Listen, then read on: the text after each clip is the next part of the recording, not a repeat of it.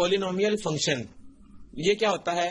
A polynomial in X is an expression of the form a base n x power n plus a base n minus 1 x power n minus 1 plus so on plus a1 n x power 1 plus a not या a0। अब गौर करें, इस तरह की form में जब भी क्वेश्चन आता है, लेट सपोज हम कहते हैं 4x cube plus 2x square plus x minus 1 equal to 0, तो ये पोलिनोमियल हमारे पास कहलाता है। इसको हम कहते हैं पोलिनोमियल फंक्शन कहते हैं। इसको हम p ऑफ x भी कह सकते हैं।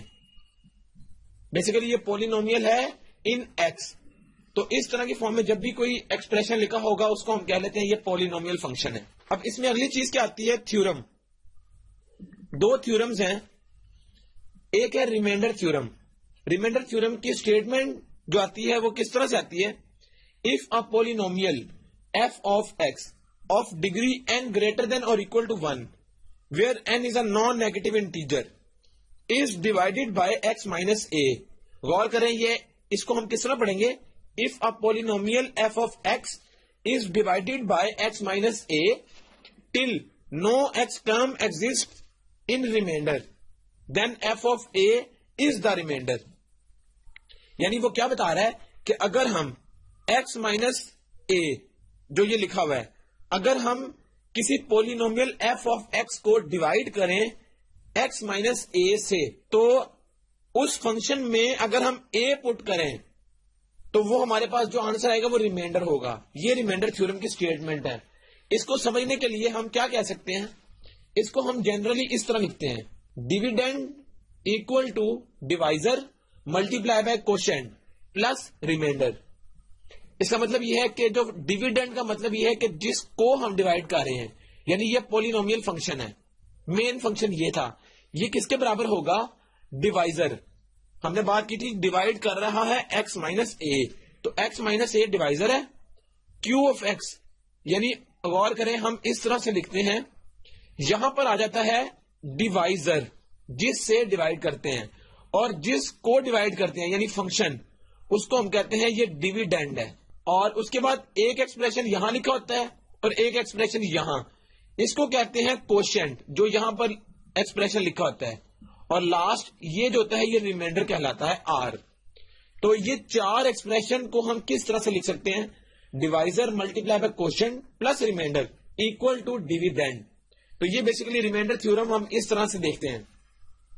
एक और थ्योरम जिसकी हमने बात की वो कहलाता है फैक्टर थ्योरम।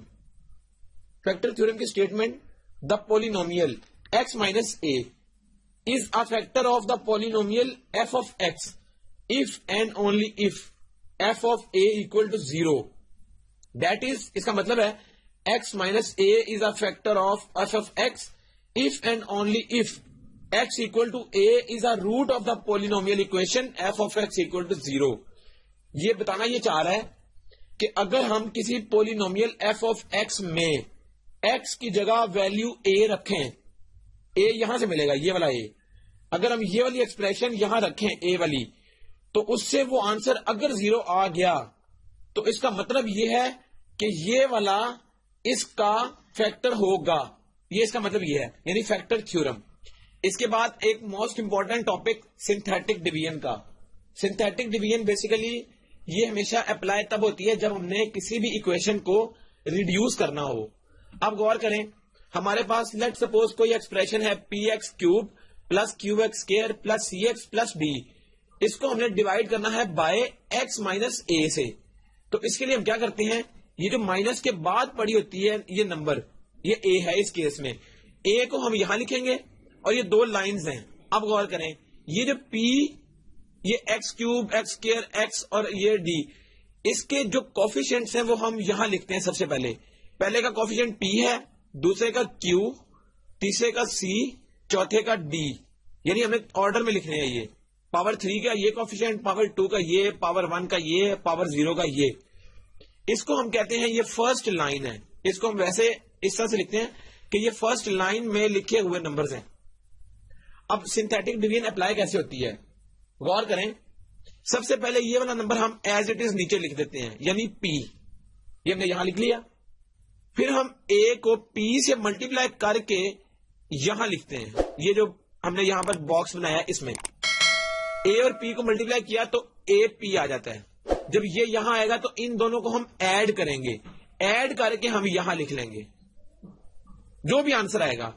उसके बाद क्या होगा, फिर हम इसको इससे मल्टीप्लाई करेंगे और इसको यहां लिख लेंगे, फिर इन दोनों को ऐड करके यहां लिख लेंगे। देन इसको और इसको मल्टीप्लाई करेंगे, ये वाले नंबर को, फिर मल्टीप्लाई करके जो भी आएगा उसको यहां लिख लेंगे इस बॉक्स में, और इन दोनों को ऐड करके फिर यहां लिख लेंगे। अब ये जो लास्ट रह गया, गौर करें, अगर यहां पर कुछ भी नंबर रह गया, ये है फर्स्ट लाइन, ये होती है सेकंड लाइन, और ये लास्ट होती है थर्ड लाइन। ये इनके नाम है। इस बॉक्स के अंदर जो लिखा जाता है, बेसिकली बॉक्स होता नहीं, लेकिन हमने वैसे ही बॉक्स इसको ड्रॉ कर लिया है। ये होता है रिमाइंडर और ये होता है कोशेंट, यानी ये जो नंबर होते हैं ये कोशेंट के लिए यूज होते हैं।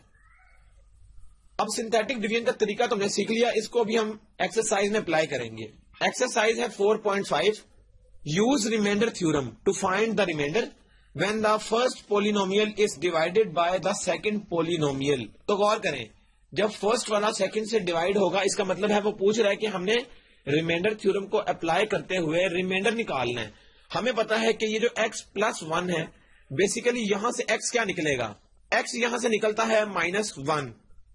अब अगर हम इस पूरे ये वाला पहला वाला जो पोलिनोमियल है, इसको हम कह लेते हैं P ऑफ x, यानी x² प्लस 3x प्लस 7। ये पोलिनोमियल हमने इसको लेट कर लिया। अब हमें पता है कि x की वैल्यू -1 है और ये बेसिकली हमें रिमाइंडर देगा। अब हम x की जगह -1 अगर पुट करें तो ये क्या आएगा, -1 का स्क्वायर प्लस 3 इंटू -1 प्लस 7। ये हमने -1 पुट कर लिया। -1 का स्क्वायर होता है 1, 3 और -1 -3 प्लस 7। ये आएगा 1 और 7 8, 8 - 3 5, यानी कि रिमाइंडर क्या आ गया 5। तो इस तरह से हम रिमाइंडर थ्योरम की मदद से हम रिमाइंडर निकालेंगे। अब हम क्वेश्चन नंबर 6 देखते हैं। Use factor theorem to determine if the first polynomial is a factor of the second polynomial. और क्वेश्चन ये है कि पहला पोलिनोमियल जो है वो दूसरे का फैक्टर है या नहीं।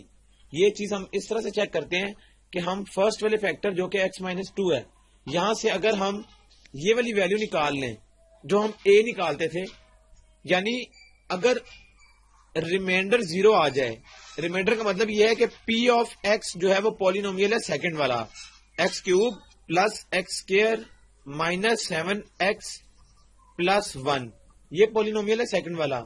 हमने ये चेक करना है कि पहला पॉलिनोमियल इसका फैक्टर है या नहीं।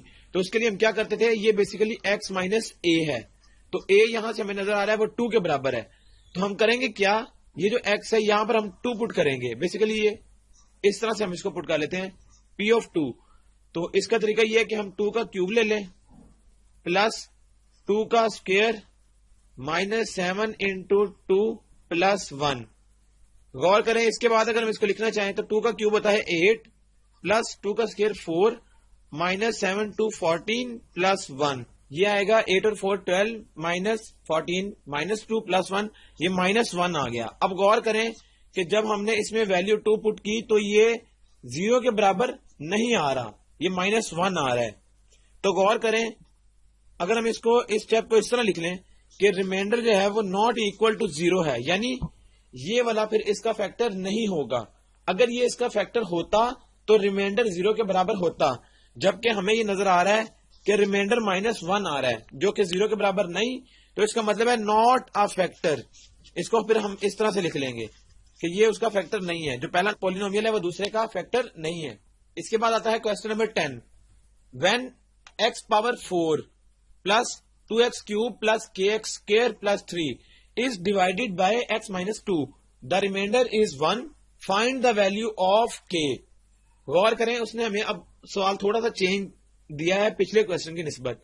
इसमें वो बता रहा है कि ये एक पॉलिनोमियल है x⁴ प्लस 2x का cube plus kx² plus 3 is equal to, ये उसने बता दिया कि जब हम इसको डिवाइड करते हैं x-2 से, यानी जब हम इस पोलिनोमियल में 2 पुट करते हैं, इसका मतलब ये है, तो होता क्या है, द रिमाइंडर इज 1।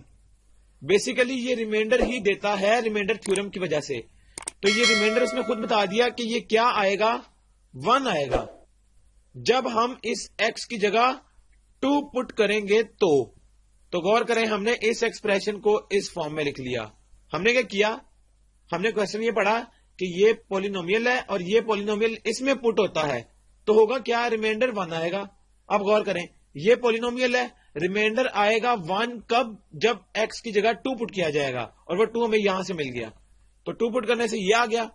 अब अगर इसको हम सॉल्व करें, हमें वैल्यू चाहिए k की, तो गौर करें 2 का पावर 4 होती है 16 प्लस 2 का क्यूब होता है 8 into 2 16 plus k into 2 4 plus 3 equal to 1। इसके बाद अगर हम इसको देखें 16 plus 16 32 plus 3 35 plus 4k equal to 1। यहां से हमें चाहिए एक साइड पर सिर्फ 4k, तो 1 माइनस 35 हो जाएगा, ये हमें देगा माइनस 34। तो k किसके बराबर आएगा, माइनस 34 ओवर 4, जो कि माइनस 17 ओवर 2 के बराबर आ जाएगा। तो k की वैल्यू ही उसने हमसे पूछी थी, कब जब रिमाइंडर 1 आ रहा हो तो k की वैल्यू बताएं। तो k की वैल्यू माइनस 17 ओवर 2 आ रही है, जिसकी वजह से रिमाइंडर 1 आता है। तो ये क्वेश्चन इस तरह से सॉल्व होगा। इसके बाद गौर करें, अगला क्वेश्चन आता है, एक इंपॉर्टेंट क्वेश्चन जो कि सिंथेटिक डिवीजन से मुताल्लिक है। Use synthetic division to show that x is the solution of the polynomial and use the resultant to factorise the polynomial completely. Question number 14 है इसका, जो कि सिंथेटिक डिवीजन को सॉल्व करता है। अब टेक्निक हमने पहले सीखी थी कि सिंथेटिक डिवीजन होती किस तरह से है अप्लाई। हम इस तरह से लाइन लगाते हैं और जिस नंबर से हम डिवाइड करते हैं, गौर करें उसने बताया कि x2 और x3, इससे हमने डिवाइड करना है। ये x माइनस 3 है और ये x2 के बराबर है। अब गौर करें, हमने 2 से डिवाइड करना है सबसे पहले, तो इसके हम कोफिशिएंट्स लिख लेंगे। सबसे पहले सबसे बड़ा वाला कोफिशिएंट आएगा, x की पावर 4 सबसे बड़ी पावर है, उसका कोफिशिएंट 2 था। उसके बाद x की पावर 3 है, उसका कोफिशिएंट 7 है। फिर स्क्वायर है, उसका माइनस 4 है। गौर करें ये माइनस 4 है, तो जिसके साथ माइनस आएगा उसका माइनस हमने लिखना है, और लास्ट में कांस्टेंट टर्म। अब गौर करें अप्लाई किस तरह से होती है। हमने बात की थी कि 2 सबसे पहले एज इट इज आ जाता है। अब ये 2 इंटू 2 होता है 4, और 4 जब हम यहां लिखेंगे तो 7 प्लस 4 यह आएगा 11। इसके बाद 2 इंटू 11 22, ये हमने यहां लिख लिया। 22 माइनस 4 18, फिर 18 इंटू 2 36 हमने यहां लिखा, और 36 माइनस 27, तो ये क्या आता है 11 प्लस के साथ है। उसके बाद 2 इंटू 11 22 माइनस 18 4। अब हम माइनस 3 से डिवाइड करेंगे, 2 नीचे उतर आएगा। अब गौर करें माइनस 3 इंटू 2, अगेन वही वाला जो हमने पहले स्टेप यहां फॉलो किया था वो यहां पर भी करेंगे। माइनस 3 इंटू 2 माइनस 6 और 11 होता है 5। 3 इंटू 5 15 माइनस साइन के साथ, और 18 और माइनस ये होता है 3। Minus 3 into 3 minus 9, 11 minus 9 2। अब गौर करें, अब हम ये वाला छोड़ देंगे, ये वाला नंबर, तो हमारे पास ये किस तरह से आएगा। गौर करें, इसकी मैक्सिमम पावर ये होता है कांस्टेंट टर्म, ये होती है x वाली टर्म, ये x स्क्वायर वाली टर्म। तो इसका मतलब है कि 2 आ जाएगा x स्क्वायर के साथ, प्लस 5 आ जाएगा x के साथ, प्लस 3 आ जाएगा कांस्टेंट इक्वल टू 0। तो एक फैक्टर हम यहां से भी निकाल सकते हैं, 2 और 3 होता है 5। अब गौर करें ये 5 है, तो कोई से दो नंबर जिनको ऐड और सब्ट्रैक्ट करें तो 5x आए, और मल्टीप्लाई और डिवाइड करें तो 3 इंटू 2 6 आए। हमारे पास 2x स्क्वायर, वो दो नंबर क्या है, एक 2x है और एक 3x है। गौर करें, अगर हम इन दोनों को ऐड करें तो 5x आता है, और अगर हम इन दोनों को मल्टीप्लाई करें तो वही 2x स्क्वायर इंटू 3 आता है। अब गौर करें, इन दोनों में से क्या कॉमन निकलता है, 2x, बचेगा क्या, x प्लस 1। यहां से 3 कॉमन निकलेगा, बचेगा क्या, x प्लस 1। अब दोनों में से x प्लस 1 कॉमन निकल आएगा, बचेगा क्या, 2x प्लस 3 इक्वल टू 0। यहां से x प्लस 1 इक्वल टू 0 और 2x प्लस 3 इक्वल टू 0 आ जाएगा। फिर इसके बाद x इक्वल टू माइनस 1 भी आ जाएगा, और ये आएगा x इक्वल टू -3/2। तो गौर करें, एक आंसर ये आ गया, एक ये आ गया, और दो उसने हमें ऑलरेडी बताए थे कि 2 भी आंसर x का और -3 भी। तो ये 4 आंसर बेसिकली, जब मैक्सिमम पावर 4 है तो इसके आंसर भी 4 ही होंगे। तो इस तरह से हम सिंथेटिक डिवीजन को अप्लाई करते हुए क्वेश्चन को सॉल्व करेंगे। बाकी जो क्वेश्चन इस एक्सरसाइज से रिलेटेड है उनको आपने इसी टेक्निक पर सॉल्व करना है। यहां तक एक्सरसाइज कंप्लीट हो गई।